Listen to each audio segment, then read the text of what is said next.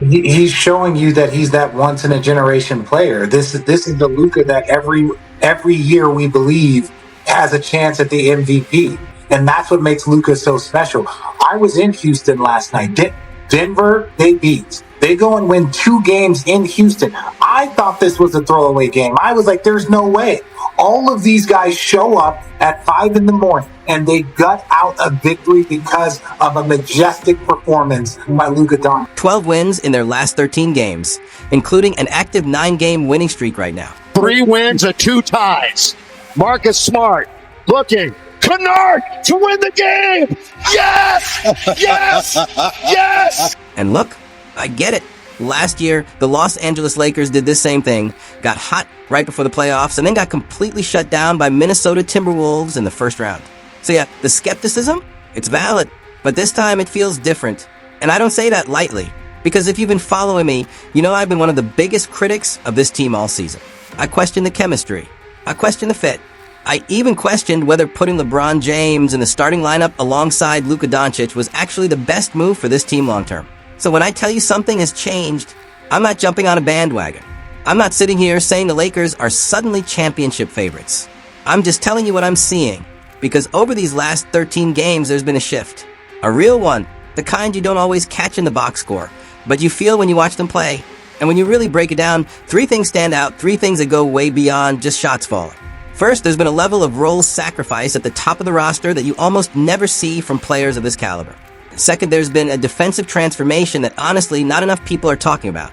And third, there's Luka, doing things that aren't just impressive, they're historic.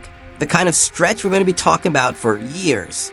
By the end of this, you're going to understand why this version of the Lakers feels different. Not necessarily on paper, but in the ways that actually matter when the playoffs hit. When every possession slows down. When every weakness gets exposed. So yeah, let's get into it. Because to really understand what's happening right now, you have to go back to February 22nd. The Lakers just got embarrassed by the Boston Celtics. 111-89. And honestly, the score doesn't even tell the full story. It wasn't competitive. After the game, Luka sits at the podium and says something that, at the time, didn't seem like a big deal. He goes, "I think you see we're not there yet, we're working on it, but there should be big potential with us 3. Now, when that clip went viral, most people took it as damage control. Just a star player trying to stay positive after a bad loss. And fair enough, it sounded like that. But what nobody realized in that moment was that something was already starting to shift behind the scenes. Because the real issue with this team all season, it was never talent. They had more than enough talent. The problem was structure. There was no clear hierarchy, no defined identity. You had LeBron James, one of the greatest playmakers ever. You had Luka Doncic, a generational offensive engine. And then you had Austin Reeves, another player who thrives with the ball in his hands.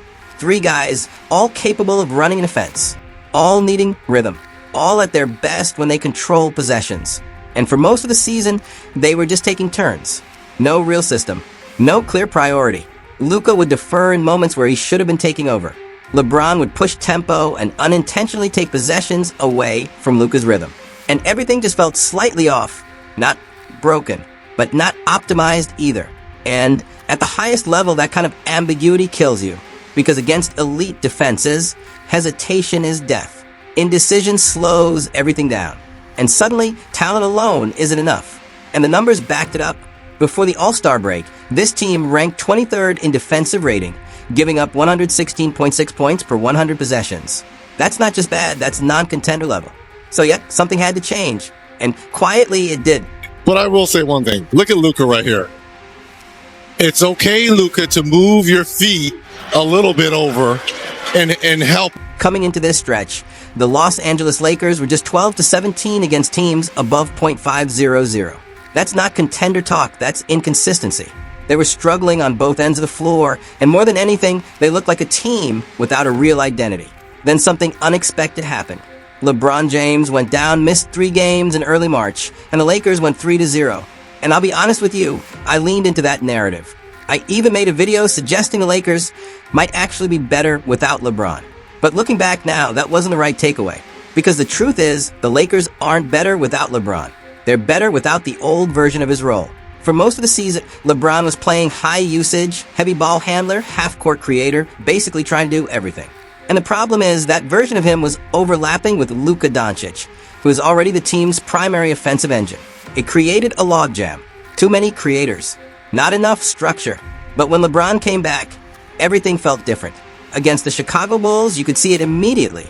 He wasn't forcing the offense anymore. He wasn't dominating the ball. Instead, he adapted. He started setting screens in pick and roll, rolling hard to the rim, spacing out to the corner, letting Luka initiate, letting Luka control the rhythm. And suddenly, everything opened up. LeBron began getting easier looks, transition buckets, cuts, finishes off Luka's gravity. When defenses collapsed, he made quick reads from the dunker spot, firing skip passes to open shooters. The entire job description changed. And what's crazy is how good he's been in this new role. Over his last 6 games, LeBron is averaging 19 points per game on an absurd 65% true shooting. Against the Houston Rockets, he went 13 of 14 from the field. Then less than 24 hours later, on a back-to-back against the Miami Heat, he drops a triple-double, 19 points, 15 rebounds, 10 assists. And here's the detail that matters. Every single assist in that game came from a read. A reaction, not forced creation. That's evolution. Then in Orlando, he made history, passing Robert Parrish to become the NBA's all-time leader in regular season games played, with 1,612 and counting. At 41 years old, playing a completely different role than he ever has before. After the Heat game, LeBron addressed the whole better without him narrative. He said, "It sells papers easier." And honestly, he's right. But if you actually watch the games, the real story is much deeper. This isn't about subtraction. This is about transformation. The all-time leading scorer in NBA history, willingly stepping back, becoming the third option, and then executing that role at an elite level. That doesn't happen. Superstars don't do that. But LeBron did. And that right there is reason number 1 why this Lakers team feels different. Now, let me ask you something.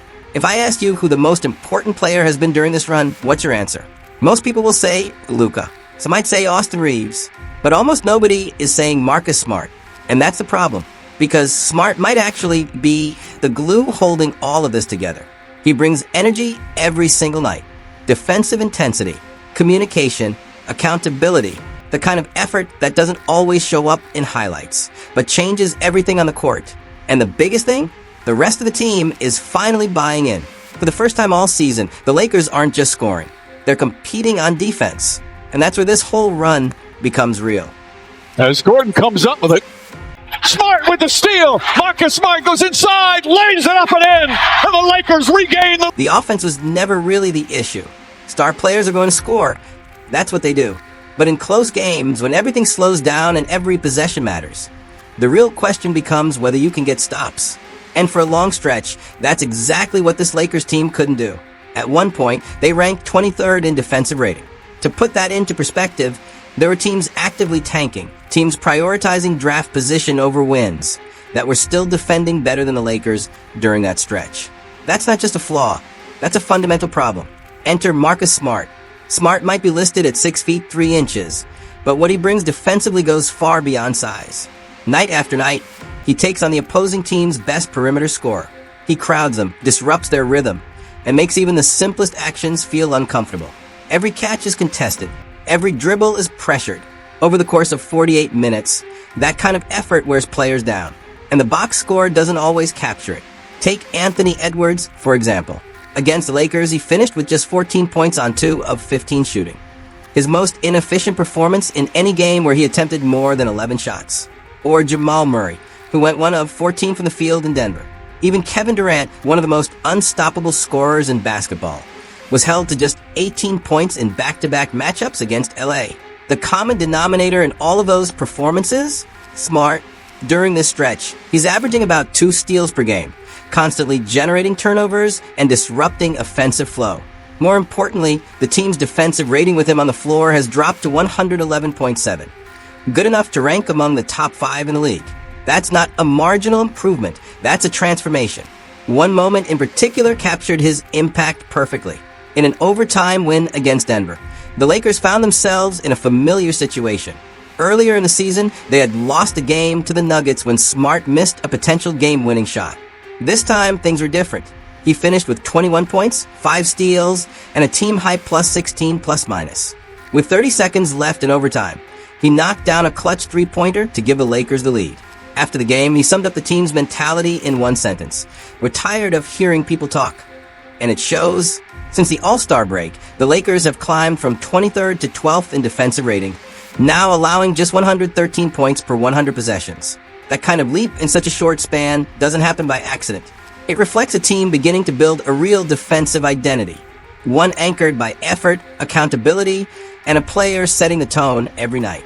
And as the defense improved, everything else started to fall into place. Earlier in the season, the Lakers would generate good looks, drive-in kick threes, open corner shots, but failed to convert consistently. Now with better spacing and more cohesive movement, those same looks are turning into points. Players like Austin Reeves, Luke Kennard, Smart, and LeBron James are all moving efficiently without the ball and capitalizing on catch-and-shoot opportunities. Since the break, the Lakers have become a top 5 three-point shooting team by percentage. It's all connected. Stops lead to transition opportunities. Transition leads to open shots. Open shots lead to points. Once that cycle starts working, it becomes incredibly difficult to stop. But credit doesn't just belong to the players. It also belongs to the man orchestrating all of this from the sidelines, J.J. Redick. In just his second year as an NBA head coach, Redick has done something many didn't think he could. When he was hired, the prevailing opinion around the league was skepticism. He was seen as a podcaster, an analyst, someone without the traditional coaching pedigree. Yet here he is, reshaping an entire team. He's established a defensive identity where there previously was none. He's had difficult conversations with star players, most notably convincing LeBron to embrace a more flexible role within the offense. And perhaps most impressively, he's created a clear offensive hierarchy built around Luka Doncic, something many veteran coaches might have struggled to enforce given the personalities involved. That's not easy. Plenty of experienced coaches have had the right ideas, but failed to get buy-in from their stars. Redick has managed to align multiple high-level players toward a shared vision, turning a collection of talent into a cohesive unit. And that structure has unlocked something special. During the Lakers' 9-game winning streak, Doncic has been playing at an absurd level. He's averaging 40 points, 8.4 rebounds, and 7.4 assists per game, shooting 50% from the field and 40% from three on nearly 15 attempts per night. When he's on the court, the Lakers are outscoring opponents by 14 points per 100 possessions. The game log reads like a highlight reel. 60 points against Miami, 51 against Chicago, 44 against Indiana, 40 against Houston, 36 in the rematch, 35 against the Knicks, 33 against Orlando, 31 against Minnesota with 11 assists, and 30 against Denver with 13 assists. But what makes this stretch truly remarkable isn't just the scoring, it's the versatility. Some nights, he dominates in isolation. Other nights, he orchestrates the offense as a facilitator. He reads defenses, adapts, and takes whatever they give him. It's the mark of a player operating at the peak of his powers. The 60-point game against Miami is a perfect example.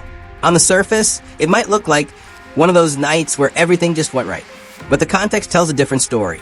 The Lakers had played in Houston the night before, and their flight landed in Miami at 5 a.m. less than 24 hours after tip-off in Houston. Doncic was back on the floor, and he went straight at Bam Adebayo, one of the best defenders in the league. Isolation, pick-and-roll, off-ball movement, every situation you can imagine. Against Adebayo, Doncic generated an incredible 1.8 points per possession in isolation. On no sleep, on the second night of a back-to-back, he finished with 60 points, shooting 18 of 30 from the field and 9 of 17 from 3. That performance wasn't just impressive, it was historic. He became the first Laker to score 60 points since Kobe Bryant did it in his final game in 2016, and only the 7th player in franchise history to reach that milestone. And as if that wasn't enough, LeBron recorded a triple-double in the same game. The last time an NBA game featured a 60-point scorer and a teammate with a triple-double was in 1969, when Wilt Chamberlain scored 66 and Elgin Baylor added a triple-double. But just as telling as that dominant performance was what happened next. Against Orlando, Doncic started strong, scoring 24 points in the first half. It looked like another huge night was coming. Then everything changed. In the second half, he went just 2 of 13 from the field. The offense stalled. The Lakers fell behind by 5 with under a minute remaining. Earlier in the season, that would have been game over. This time it wasn't. Reeves stepped up, scoring 11 of his 26 points in the fourth quarter. With seconds left, Paolo Banchero blocked LeBron at the rim, preventing a potential tying basket. But on the ensuing inbound play, Smart found Kennard wide open on the wing, and he buried the game-winning 3. That kind of win says a lot about a team. It shows resilience. It shows trust. And most importantly, it shows structure. That structure is the reason Doncic can dominate the way he does, and the reason the team can still win when he doesn't. With LeBron acting as a screener and connector, and Reeves handling secondary playmaking duties, the offense flows more naturally. Doncic becomes the focal point, the gravitational force that bends the defense, creating space and opportunities for everyone else. And when he has an off night, the system doesn't collapse. Previous versions of this Lakers team had talent. This version has identity. So now, the Lakers sit as the 3rd seed in the Western Conference, riding a 9-game winning streak. The competition during that stretch hasn't been weak, and the way they've been winning suggests this isn't just a hot streak. It's something more sustainable. But there's an interesting twist. In the Orlando game, Doncic picked up his 16th technical foul, triggering an automatic suspension for the next game against Detroit. That means, for the first time during this winning streak, the Lakers will be without their best player. And that creates a real test. Can the system hold without him? Can LeBron and Reeves carry the offense for a night? Can the defense maintain its intensity and discipline? We're about to find out. Beyond that, matchups against Oklahoma City loom, offering an even clearer picture of where this team truly stands heading into the postseason. Because ultimately, that's what this is all building toward. Not just wins, but